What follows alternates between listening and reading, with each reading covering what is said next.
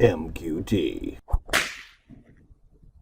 Hey ladies and gentlemen, here we are once again, and this time I have my teacher computer and I have my student computer, and I'm going to show you how the teacher, if you want, can create a task in Microsoft Outlook and then can send that task to the student. Now, if you're doing collaboration, the student group leader could create the task and then send out subtasks to their fellow members of the group, and they could use this collaboration tool.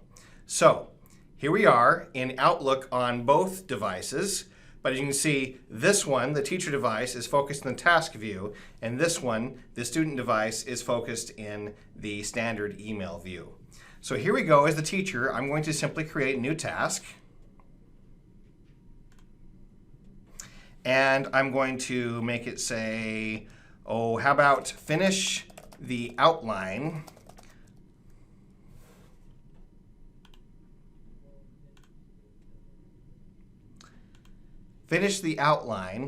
of the project. And my start date maybe is the 15th, and maybe my finish date is the very next day.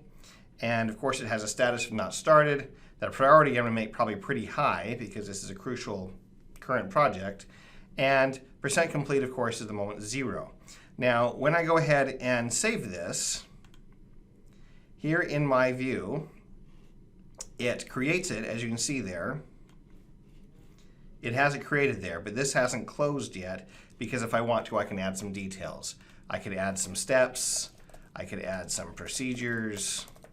I could add whatever I want them to know. Maybe a link to a document online, whatever. So when I'm happy, I of course save, I close. Now I have the task. Now, how do I get the task from the teacher to the student or from the group leader to the group member? If you simply right-click on it, we have Assign Task. And it pops up an email, because that's basically what you're doing. You're emailing the task to your peer. So I send to Gale Student, which is my student account, and make sure I tell them, be sure to include, whatever. And the due dates are already established. It's good to go, and I hit Send. Now, on that end, the message has sent. So over here on the student device, if I go ahead and check my email,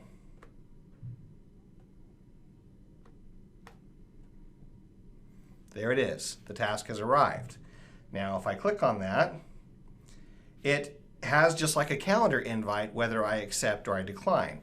So when I accept that task,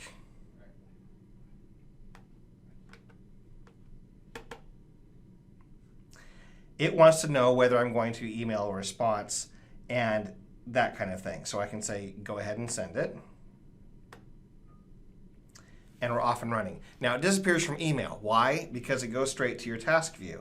So if I touch on the task view, now I have that task ready to go. And on this end, if I want, I can go ahead and update what percent of the task has been completed. So I'm going to change the completion, say, to 25% and hit Save. Now, at that point on this end, from the group leader's perspective, so if I double-click now,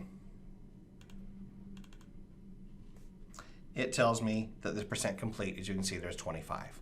Now, there's also other collaboration tools like this, but it's one great way to send information back and forth and to decide who is doing what for a project and teach your students some of the skills they need to be organized in the real world down the road.